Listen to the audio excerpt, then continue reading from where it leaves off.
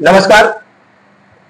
बाबा टॉकीज मध्ये आपल्या सर्वांचं स्वागत. आज सिनेमाचे हिरो या सदरामध्ये आज आपण अशा व्यक्तीला भेटत आहोत ज्यांचं नाव आहे, आम्ही त्याला दादा म्हणतो, शरद दादा. आमचे शरद दादा सेलार खूप वर्षापासून ते इंडस्ट्रीमध्ये आम्हाला सिनियर आहेत, आमचे मोठे भाऊच आहेत, आमचे गुरुबंधूच आहेत ते. तर आपण जाणून घेऊया की त्यांचा प्रवास ह्या इंडस्ट्री मधला. तर दादा, अरे नमस्कार पवार नितेश, तुला फार भेटून मला आनंद झाला. पण आणि तुझ्या चॅनलचं नाव बाबा, म्हणजे लोक कधीही आपल्या आयुष्यातली सकाळ आणि संध्याकाळ विसरू शकत नाही. त्यांचं नाव आहे आई आणि बाबा. त्याच्यातलं तू बाबा निवडलंस म्हणजे सगळं झालं, त्याचं सगळं जग आलं त्याच्यामध्ये.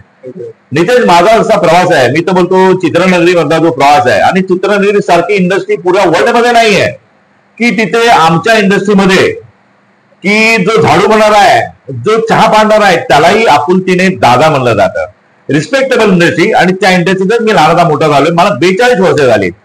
आमचा प्रवास जो माझा आहे, जर बॉय म्हणून मी राजेश खन्ना साहेबांकडे होतो आणि त्यांच्या थिएटरमध्ये होतो. त्यांच्या थिएटरमध्ये प्रिंट उचलायचं, हे काम करायचो. आणि त्याच्यानंतर मला त्यांनी घरीही ठेवलं, तिकडेही त्यांनी काम केलं मी. त्याच्यानंतर माझे चुलते होते श्री शशिकांत सेलार, हे आधीपासूनच होते या इंडस्ट्रीमध्ये.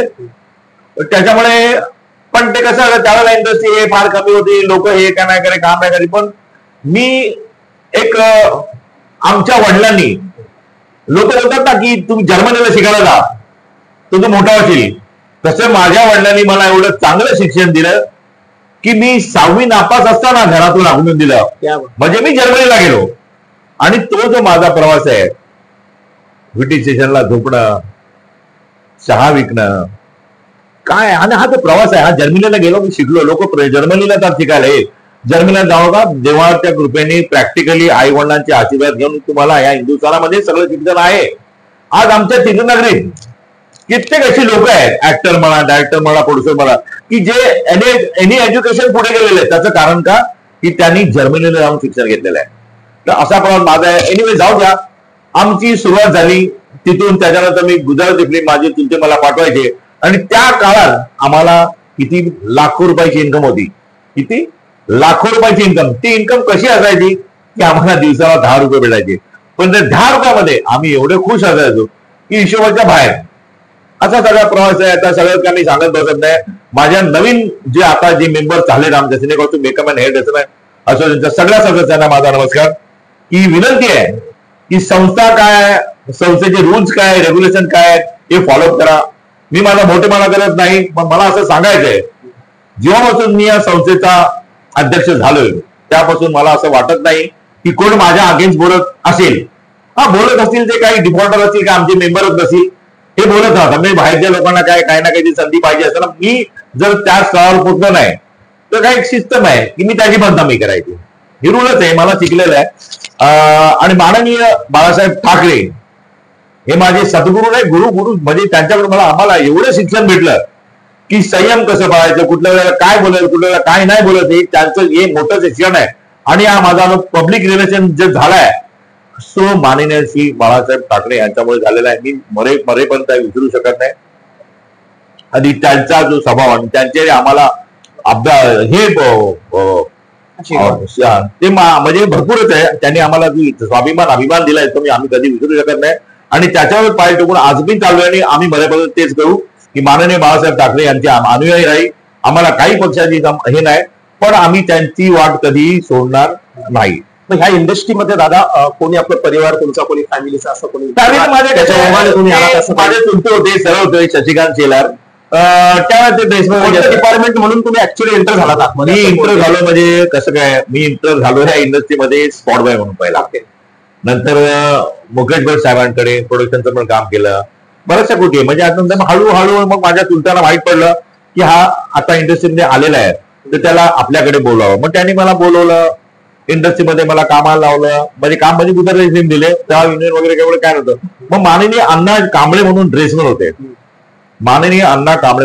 होते, तर त्यांनी मला मग जास्त काम द्यायला चालू केली. मग हिंदी सिनेमामध्ये इकडे तिकडे मला मग माझी ओळख झाली.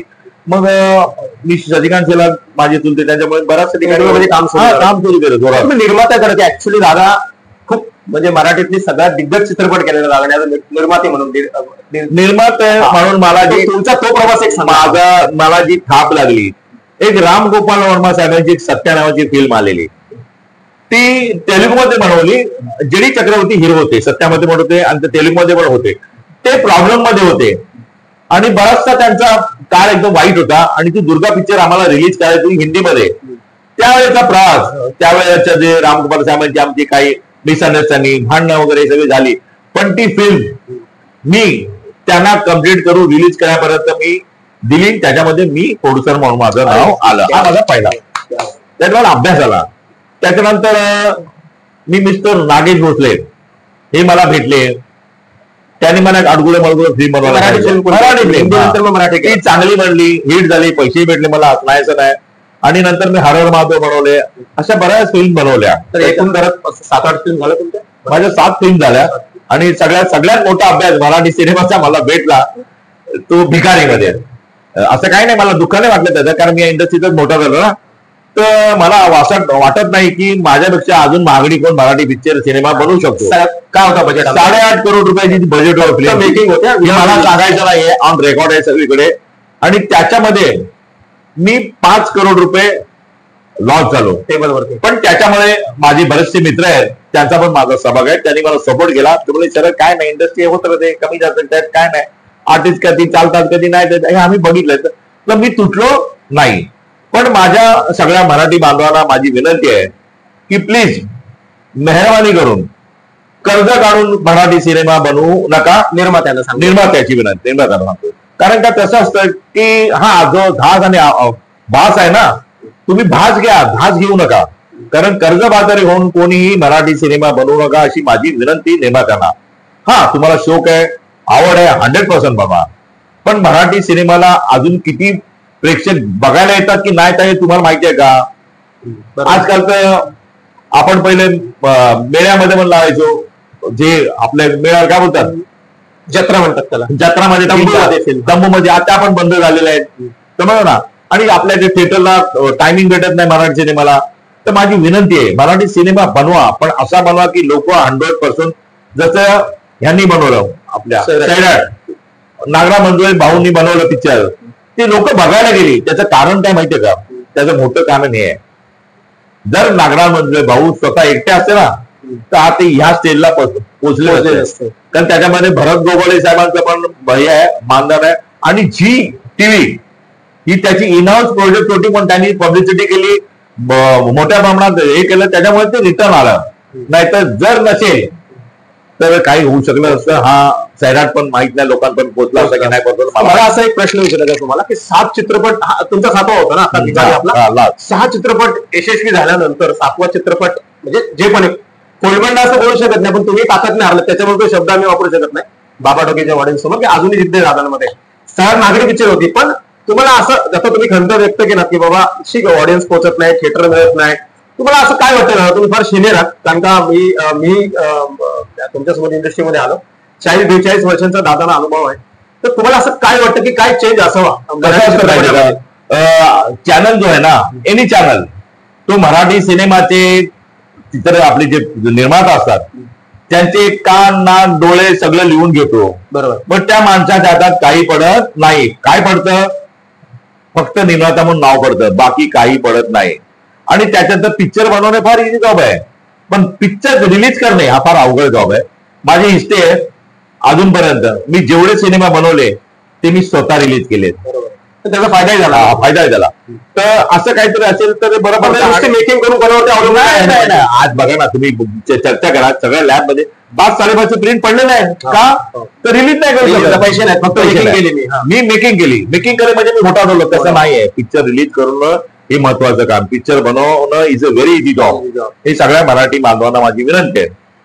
आता जे नवीन येणारे युथ जे आहेत, रायटर असू द्या, डायरेक्टर, चित्रपट इंडस्ट्रीची निगडीत जी पोरं आहेत, जे युथ येत आहेत, तर चित्रपटाचा जो आता ज्या पद्धतीने तुम्ही तुमचा अनुभव सांगा, तर तुम्ही काय त्याला सांगाल की काय त्यांनी अभ्यास घ्यावा ह्या लाईन? आम्ही तर सांगतो, ही लाईन म्हणजे एवढी सुखी लाईन आहे, एवढी चांगली लाईन आहे, जे ह्या लाईन मध्ये जो माणसाने जे काय केलं ना, पब्लिसिटी वर्ल्ड मध्ये तुम्हाला जायचं असेल तर तुम्हाला ही इंडस्ट्री लगेच इमिजिएट पाठवते. हे खरं आहे ना? परफेक्ट. पण तेच त्याच्यामध्ये कसं आज साऊथची लोक साऊथचे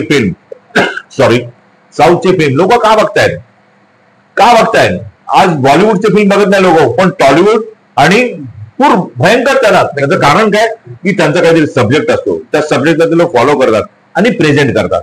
आपण करतो का? नाही. आपण आपल्या माणसांवरती नावं ठेवण्याचं काम लवकर करतो. हे मराठी माणसांची इकडे पद्धत एकमेकाला खेचा आणि पुढे चाला. तर मला आता असं म्हणायचं की दादांचा प्रवास तुम्ही ऐकलात की स्पॉट दादा, तू प्रोडक्शन, प्रोड्युसर सगळ्याच गोष्टी आहेत. आता दादा सिने कॉस्ट्युम मेकअप आर्टिस्ट जे युनियन आहे त्या युनियनचे अध्यक्ष आहेत. तर दादा त्या युनियनचे अध्यक्ष असल्या कारण तुम्ही काय सांगाल बेसिकली मेकॅनिक विषय, जसे की अनुराग कश्यप इतके मोठे रायटर डायरेक्टर त्यांनी काहीतरी म्हणाले की बाबा मेकअप आर्टिस्ट फक्त घामाचे एवढे पैसे तुम्ही का देता निर्मात्यांना. अशा 2 विषयांवरती तुम्ही काय म्हणजे उघडपणे बोलाल? कसं माहितीये का, मी पहिला माझ्या सिने कॉस्ट्युम मेकअप आर्टिस्ट असोसिएशनच्या सगळ्या नवीन मेंबर्स आणि नवीन ह्यांना सदस्यांना सांगेन की बाबा रे, आज तुम्ही लाख रुपये 1.5 लाख रुपये मिळून मेंबरशिप घेताय, बरोबर ना, आणि आम्ही कमी पण नाही करत. तुम्हाला एक किस्सा सांगतो. काही वर्षापूर्वी आमच्या असोसिएशन तर्फे सुप्रीम कोर्टात केस झालेली माझ्या विरुद्ध, एका बाईने केलेली. त्याच्या वेळेला मला सुप्रीम कोर्टाचे जज मिस्टर दीपक मिश्रा माननीय हे काय बोलले, आप आहे का? बोला हा. आमचे जे ऍडव्होकेट होते ते धावपळीत होते, पोहोचू शकले नाही आपल्या कोर्टात. तेव्हा त्यांनी मला सांगितलं की आपको तिहार जेल मालूम है क्या? बोला सर मेरे को तिहार जेल मालूम नाही है, आपको जाना है क्या? कारण त्यांचं कारण काय, त्यांनी फक्त त्या महिलेचं ऐकलं होतं, आमचं ऐकलंच नव्हतं. मग नंतर मग तुम्हाला ऍडव्होकेट ऍडव्होकेट नाही, आपको अगर इजाजत दो तो मैं आर्ग्यूमेंट कर सकता हूं. तर ते हंसले वाला बोले करो. बोला सर जो लेडी आपके पास आई है ना वो आपको झूठ बोल रही है. बोला हाँ, पहली बात तो आप लाख रुपए देते. बोला लाख रुपए लेते आप? बोला हाँ लाख रुपए दे. सर आप उसमें देते क्या है ये तो पूछो. बोला देते सर हम उसमें रिटायरमेंट देते, मेडिकल देते, लड़की की शादी के लिए पैसा देते, एजुकेशन के लिए पैसे देते सर. तो आप गवर्नमेंट से कितना लेते? बोला सर गवर्नमेंट से तो हमको क्या बात कर रहे हो? बोला पूरा पढ़ लीजिए. और ये जो लेडीज आपको जो बता रही है ना मिसगाइडिंग कर रही है, ये लेडी 3 साल पहले पैसे भरने को तैयार थी, 47,000 रिकॉर्ड है. अभी ये लेडीज का बहाना करके आपको मिसगाइडिंग कुछ किया. ते मिश्रा साहेबांचं मी धन्यवाद बोलेन, त्यांनी पूर्ण माझं ऐकून घेतलं, मला त्यांनी रिस्पेक्ट केला आणि त्या समोरच्या लेडीला एवढं धाडलंय की परत इकडे यायचं नाही. Go to labour commission of Maharashtra government, आप यहाँ आने का नाही कभी वापस. ठीक आहे, त्या गोष्टी आम्ही तिथे बंद केला आणि आपला पुढचा प्रवास चालू केला. अशा बऱ्याचशा गोष्टी आहेत आमच्या युनियन मध्ये. ह्या मुद्द्याला धरून तुम्हाला असा प्रश्न विचारायचा, माझा वैयक्तिक प्रश्न असं पकडा की आता जसे की आपले मेकअप आर्टिस्ट युनियन पहिल्यांदा मेकअप करायचे, हेअर करायचे, बरोबर. आता लेडीज नाही मेकअपचं कार्ड मिळतंय, चतुर्थी मंत्री पण जे पण आहेत आता बोलू शकत नाही आपण. ते इतके सगळे मेकअप आर्टिस्ट झाले, तर आता जे पहिले आपले फाउंडर मेंबर आहेत की जे आपले मेंबर आहेत त्यांना काही कामाचा असा त्रास होतो का तुमच्या अनुषंगाने? सर कसं आहे माहितीये का, आप इंडस्ट्रीमध्ये बघा, अमिताभ बच्चन साहेब आजही काम करतायत. इंडस्ट्रीमध्ये कोणाला पाबंदी नाही, बंदी नाही, काय नाही. आणि मी माझ्या असोसिएशनच्या सगळ्या माझ्या 6 महिन्यापूर्वी एक मेसेज आहे माझा की जो माणूस रिटायर झालेला आहे आमच्या संस्थेतर्फे तो कामही करू शकतो. जर त्याला काम आहे तर काम करू शकतो ना, बाकी त्याला मतलब नाही. ऑल द मेंबर आहे ना आमचा, तो काय नाही. आता इंडस्ट्री अशी आहे, जर बच्चन साहेब ह्या वयामध्ये काम करतात तर बाकीचे आर्टिस्ट घरी बसले, त्याचा कोणाला आपण कारणीभूत ठेवू शकत नाही ना. ज्याला काम येतो तो काम करू शकणार. मेहनतीवरती माननीय पंढरी दादा झुपकर हे मला वाटतं जाता पण आपल्या संस्थेमधून जाता पण त्यांनी देवाचा आसना घेतली. त्याच्या आधी पण ते 1 महिनाभर कामच करत होते ना. म्हणजे माणूस कधी काम करू शकतो, तुम्हाला काम करण्याची बंदी नाही, पण लिमिटेशन आहे की तुम्हाला संस्थेचे रूल काय पाळायचे काय नाही. आजही आमच्याकडे मेंबरशिप येतं ना, मेंबर घेतात. का घेतात लोक? आता मी 1.5 लाख रुपये गेले, साऊथच्या लोकांना 1.5 लाख रुपये गेले. कारण का साऊथ मध्ये आता गेल्या महिन्यात मीटिंग आलो की ते लोक 3 लाख रुपये घेतात आणि हैदराबादमध्ये 2 लाख रुपये घेतात. हा मोठा विषय आहे. त्यांना भेटलो मी, त्यांना समजवलं, त्याला दादा ऐसा है. बोला देखो तुम लोग जो बोल रहे हैं ना तो तुम्हारे लिए ठीक है, समझा ना. हमारे पास इमीडिएट हम लोग इतना पैसा बढ़ा नहीं सकते. नाही दादा ऐसा नाही. तर त्यांना करून आता मी साऊथचे लोक जेवढे येतात त्यांना 1.5 लाख. आणि असं काही तुम्ही करताय का की बेसिकली एकच कार्ड आहे जे पूर्ण इंडियाच्या इंडस्ट्रीमध्ये चालेल, असं काय असं होतंय का की जे साऊथ वाले इकडे करू शकत नाही आपण तिकडे? नाही, तसं आमची आणि त्यांची पहिल्यापासून मिसअंडरस्टँडिंग अंडरस्टँडिंग आहे, आमचे अग्रीमेंट आहे. आणि आता थोड्याच दिवसात मी तिन्ही असोसिएशन प्लस केरळावाले यांच्याकडून मी हायकोर्टामध्ये जाऊन रिट पिटिशन फाईल करून ऑफिशियली हे घेणार आहे आधीपासूनच करतोय आम्ही ना, आमचं आहेत अंडरस्टँडिंग साऊथच्या सगळ्या असोसिएशन बद्दल, पण त्याची ऑफिशियली कमिटमेंट करून हायकोर्टात रिक्वेशन फाईल करून ते साईन शिका करून घ्यायला पाहिजे, जेणेकरून पुढे काळामध्ये भविष्यात त्या संस्था सगळ्या एक मिळून एका कुटुंबासारख्या राहतील काम करतील. त्यांचे सगळे मेंबर सगळ्या इंडस्ट्रीमध्ये काम. अजून काय तुम्हाला करावं असं वाटतंय मेंबर लोक? कसं आहे, मला आता कसं आहे, बाहेर भरपूर अकॅडमी ओढल्या आहेत, तर काही माझे जुने मेंबर आहेत, ड्रेसवाले, मेकअपवाले, रिटायरमेंट आहे, तर मी बोलतो ते करतो. आणि अकॅडमी ही लवकरात लवकर मी चालू करणार आहे त्याच्या संस्थेची, कारण त्याचा पैसे संस्थेलाच भेटतील, मेंबर जो होईल संस्थेकडे शिकेल, परत तो आपला मेंबर होईल, असं सगळं माझं प्लॅन आहे. आणि पैसे असं तर जमा होणार ना. आणि काही लोक जुनी आहेत बांधकाम, ती घरी बसले जे चांगले कारागीर आहेत, की त्याला शिकवतील, त्यांनाही 2 पैसे भेटतील, संस्थेलाही 2 पैसे भेटतील, प्रॉपर्टी होऊन जाईल. आणि मी करणार, मी कोणाचं ऐकत नाही, करणार म्हणजे नक्की करणार, हा माझा प्लॅनिंग आहे. आता काही मराठी चित्रपट किंवा हिंदी किंवा असं काही निर्मिती करण्याचं काय तुमचं असून? नाही, कसं मी एक वेब सिरीज बनवलेली आहे लेडीज वरती, जे की लेडीज हॉस्टेलमध्ये मुलींचा काय त्रास होतो, त्यांना काय भोगवलं, काय काय काढणार मी बनवून ठेवलेले. मी 12 एपिसोड बनवून ठेवलेले, अजून त्याच्याकडे मी लक्ष नाही घातलंय. मला जेव्हा वेळ भेटतं पुढे करीन, असं माझं प्लॅनिंग आहे. तुम्ही ते काय डायरेक्टर बोला, ते काय ते घामाचं काय काय कोण अनुराग कश्यप फार हुशार आहे, फार चांगले डायरेक्टर आहे आणि व्यक्तिमत्व फार चांगलं आहे. घामाचे पैसे त्यांनी असं ते बोलले आपल्या मेकअप आर्टिस्ट लोकांना. अरे कोणाचा घाम, तुझा की आर्टिस्टचा, कोणाचा? तू आता एक मोठा डायरेक्टर आहेस, तू एक चांगला व्यक्तिमत्व आहे, तू आता साऊथला पण ऍक्टर झालास, तुला मला वाटतं घाम येतच नाही असं वाटतं. मला वाटतं टेक्निशियन आहे ना पहिल्यांदा. नाही, कसं आहे ना, त्याला घाम नाही, त्याला घामाचं काम करतो. तर आमची जी लोक आहेत ना, घाम गाळतात आणि घाम करतात, त्यांना तुच्छ शब्द वापरलाय, घाम फुटणार असं त्यांना बोलू नका, सांगा. अन्यथा पुढच्या एपिसोडमध्ये तुम्हाला इंटरव्ह्यू आणि तुमचे मेसेज मिस्टर शरद शेलार हा कुठल्या पद्धतीने प्रेझेंट करायला येतं, तर तुम्ही आठवण ठेवा प्लीज. माणुसकी आणि ज्या इंडस्ट्रीमधून तुम्ही मोठे झालात ना, त्याची तुम्ही बदनामी करून आणला, तर मी तुम्हाला बदनाम करायला 1 मिनिट लागतो, जास्त नाही. घाम गाळायला आणि घाम पुसायला. प्रत्येक माणूस आपल्या नशिबाचा आपल्याला याचा खात असतो. कोणावर बोट दाखवू नका. आज मी जर बोट दाखवलं, चुकून ते पिक्चर तुमची हिट झाली, अजून हिट होऊ दे, चांगलं तुम्ही अजून पुढे व्हा, पण कुठल्या माझ्या cine costume makeup and hairdresser असेल तुमची बदनामी आणि त्याला कमीपणा योजायचं काम करू नये, अशी माझी तुम्हाला विनंती आहे. रिक्वेस्ट करतो तुम्हाला, रिक्वेस्ट. माझं तुमचं भाषण आणि माझं संभाषण एकदा समोर होऊन जाऊ द्या. बघा आम्हाला काय शिकवले आणि तुम्ही किती शिकलात. तुम्ही सगळे जे शिकलात ना, ते अकॅडमीमध्ये शिकलात रे, आम्ही प्रॅक्टिकल माणसं आहे, डोळ्यावरून शिकलोय. ते मेहरबानी करून आमच्या मेकअप आर्टिस्ट लोकांची अशी बदनामी करू नये. मिस्टर अनुराग कश्यप, मी तुम्हाला ही चांगली संधी आणि चांगला मेसेज देत आहे, ते पुढच्या भविष्यासाठी तुमचं चांगलं आहे. नगर तुम्हाला जर अभ्यासात पाहिजे असेल तर कधीतरी शाळा भरूया, बसूया समोरासमोर. बोला. हा बोला पवार. दुसरी गोष्ट अशी आहे की चित्रपट, जे मराठी चित्रपट, आता ते इतकं असंख्य इंडस्ट्रीमध्ये चित्रपट बनतायत, आपल्या मराठीचा तो बोलबाला सगळीकडे ऑस्कर पर्यंत जाऊन आलेले मराठी चित्रपट नेत्याची. तुम्हाला असं काय वाटतं, काय सुधारलं पाहिजे आणखी सिनेमासाठी?